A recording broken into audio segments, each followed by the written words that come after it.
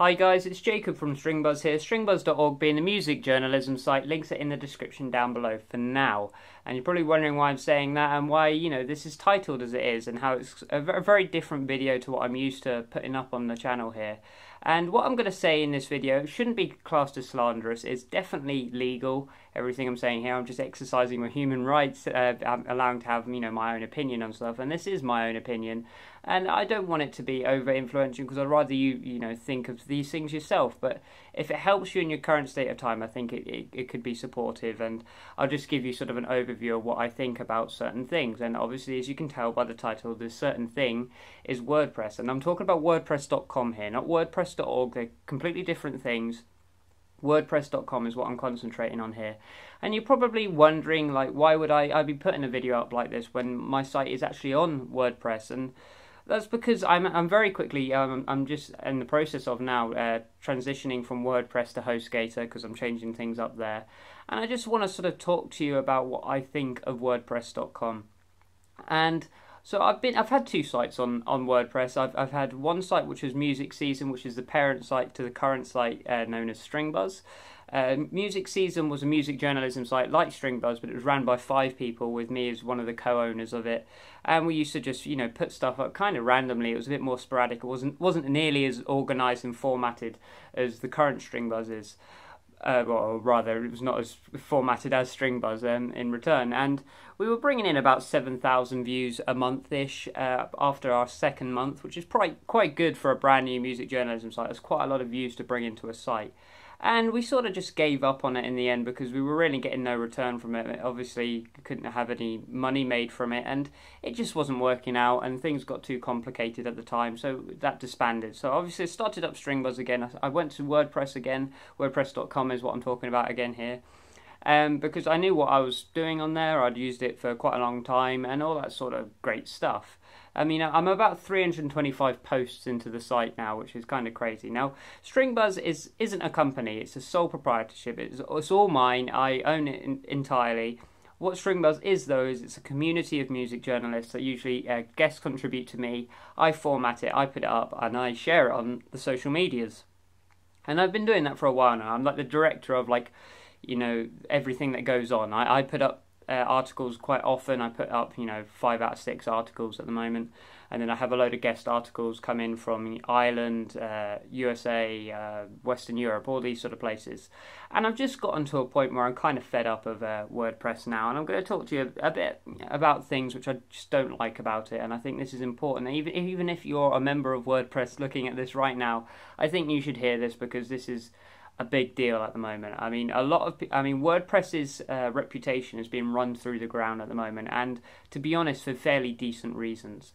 There's a lot of sites on there that post spam and fake news all the time. I mean, some of these fake news stories are being shared up to 3 million to 5 million times on Facebook, causing media interference, which is just wrong, and yet it's not getting moderated. And yet you are moderating people who are making good content, but they might not follow the guideline of not having an affiliate or all these sort of stuff, which is just ridiculous. So we'll move on to the first thing here, and that has to be money-based. I'm bringing in about 5,000 visitors a month at the moment. And, I've got word ads because, obviously they don't allow Google ads anymore. They only have their own word ads. And I have made a grand total of zero amount of money. I'm getting one ad put on every 5 posts, and I can't even configure the ads. So there we go. That's already a terrible fact. I mean, if the same thing had been happening with Google's AdSense, I could at least expect a couple of dollars. Not very much, but at least something. This has given me absolutely nothing. I've got no configuration, like I said, over the ads, and it's just not good enough, I'm afraid. And then for them to say to me that, oh, you need to buy one of the optimized themes, and these themes are like 55 quid to 100 quid. It's just not good enough, I'm afraid. You have 3 packages. You've got the free package, the premium package, and the business package. I'm currently on the premium package because I don't have the money to bring in the business package at the moment. And it clearly states that you can monetize your site. Yeah, I'm not seeing any monetization here. It's more, you can monetize your site if you also buy our premium theme, which just doesn't count, I'm afraid. That's not how things work. You're going against your own guidelines, and this is an illegal practice, I'm afraid. I mean, it might not be on the... I mean, it's very petty legalities, but still, you're not committing to what you're writing down on your site, and it's just not fair, because I've been tricked into it. I imagine there's hundreds of people who've been tricked into it, who've seen, oh, monetize a site, we've got word ads, which are specific ads, we'll put loads of ads on it, and it just doesn't work. And this whole optimized theme thing, that shouldn't be the case. It should be for any theme. It should, I mean, why have you got themes on there which aren't capable of holding your own ad software? I mean, it's pathetic in my opinion.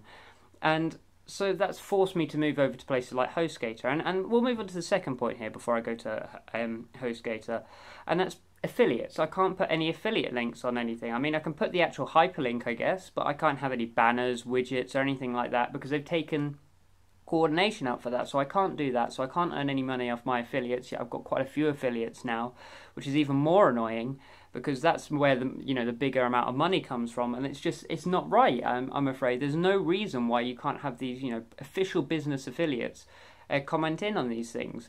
I mean, it's meaning that I can't make any money off of posts, and it's unfair to the people who are trying to see a great work ethic on the site and see me posting every single day, when I can't be bothered because I'm not getting anything in return out of it. I mean, I'm putting in up to 70 hours a week at the moment on the site, so I'm working just about every day, posting different things, trying to promote independent groups and try and bring them to the next level, which I hope I've done for a lot of people.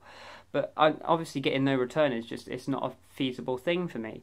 I mean, it says something that this YouTube channel, it's got, some views, but it's only just started up, and the audience from the site hasn't really transitioned onto the YouTube channel, but I've already earned more in half a week on this YouTube channel than I've earned the entire time on Stringbuzz, and it's 3 months old now, and I'm bringing in about 5,000 visitors a month, like I said, so it's just, again, it's not good enough. Other things which I sort of want to talk about here, which the customization is just terrible. They say you can customize, and you can customize fonts and colors and particular widgets and all this sort of stuff, but you can't move anything, you can't change anything around, you can't take stuff out, you can't put stuff in, and it's so weak, I'm afraid. And I know a lot of people turn to WordPress.com for being their cheap alternative, but it's really not. When you consider you can have a free package on there, HostGator, and then publish it to a domain and pay not a very large amount. I mean, it's like $6 a month or something for their hosting. That comes to less than the year for the premium theme on WordPress.com, and it's just, again, it's not right to me. I mean, this is meant to be the cheap alternative, and for me, for WordPress to finally get out of this terrible rut, because they will be losing a lot of people at the moment, because everywhere I look, people are sort of taking the mickey out of WordPress.com, and I think that's kind of unfair, because they're offering a free platform to people which is accessible, but they're missing out massively by not having Google Ads integration or any sort of affiliate integration, and I just think it's taken so far away from the site. So what I'm trying to say to you here is sort of stick clear of WordPress, and unless you want it as just a hobby. If it's just a hobby and you're just doing it as a side thing, then that's fine. That's your life. You do what you want with it. But if you're wanting to make money and turn this thing into a proper earning sort of business sort of stuff, then just steer clear, because it's honestly probably one of your worst options. I mean, I've been using HostGator now for like 16 hours, and I'm already seeing so much more improvement. So yeah, I hope you enjoyed this video. I know it's not my usual type of thing, and it might be a bit rambly and a bit random, but I just wanted to give you sort of like a bit of an update with the site and my problems with WordPress at the moment. So I'd love to hear your comments and your experiences down below. Leave a like if you enjoyed, and I'll see you around next time. Bye bye.